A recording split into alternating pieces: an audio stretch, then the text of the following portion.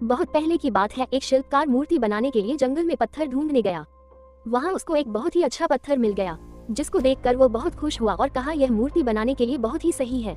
जब वो आ रहा था तो उसको एक और पत्थर मिला, उसने उस पत्थर को भी अपने साथ ले लिया। घर जाकर उसने पत्थर को उठाकर अपने औजारों से उस पर कारीगरी करनी शुरू कर दिया। औजारों की चोट जब पत्थर पर हुई तो वो पत्थर बोलने लगा कि मुझको छोड़ दो, इससे मुझे बहुत दर्द हो रहा है।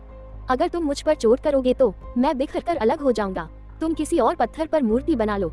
पत्थर की बात सुनकर शिल्पकार को दया आ गई। उसने पत्थर को छोड़ दिया और दूसरे पत्थर को लेकर मूर्ति बनाने लगा। वो पत्थर कुछ नहीं बोला। कुछ समय में शिल्पकार ने उस पत्थर से बहुत अच्छी भगवान की मूर्ति बना दी। गांव के लोग मूर्ति बनने के बाद उसको लेने आए। उनने सोचा कि हमें नारियल फोड़ने के लिए एक और पत्थर की जरूरत होगी। उन्होंने वहां रखे पहले पत्थर को भी अपने साथ ले लिया। मूर्ति को ले जाकर उन्होंने मंदिर में सजा दिया और उसके सामने उसी पत्थर को रख दिया। अब जब भी कोई व्यक्ति मंदिर में दर्शन करने आता तो मूर्ति की फूलों से पूजा करता, दूध से स्नान कराता और उस पत्थर पर नारियल फोड़ता था।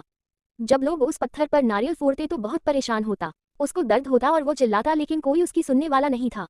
उस पत्थर ने मूर्ति बने पत्थर से बात करी और कहा कि तुम तो बड़े मजे से हो, लोग तो तुम्हारी पूजा करते हैं, तुमको दूध से स्नान कराते हैं और लड्डुओं का प्रसाद चढ़ाते हैं, लेकिन मेरी तो किस्मत ही खराब है, मुझ पर लोग नारियल फोड़ कर जाते हैं। इस पर मूर्ति बने पत्थर ने कहा कि जब शिल्पकार तुम पर कारीगरी कर रहा था, यदि तुम उस समय उसको नहीं रोकते तो आज मेरी जगह तुम होते, लेकिन तुमने आसान रास्ता चुना, इसलिए अभी तुम दुख उठा रहे हो। उस पत्थर को मूर्ति बने पत्थर की बात समझ आ गई थी। उसने कहा कि अब से मैं भी कोई शिकायत नहीं करूंगा।